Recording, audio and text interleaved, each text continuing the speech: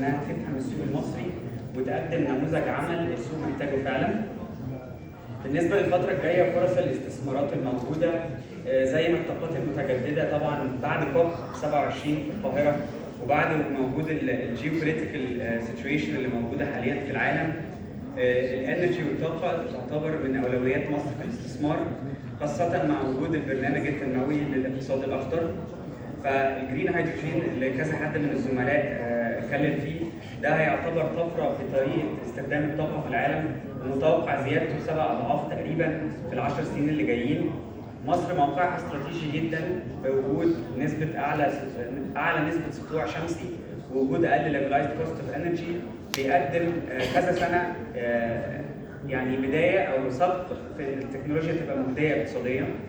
الحاجتين التانيين اللي مهمين جدا اللي الطاقه المتجدده برضه بتوفرلاب معاهم هم مجال تحليل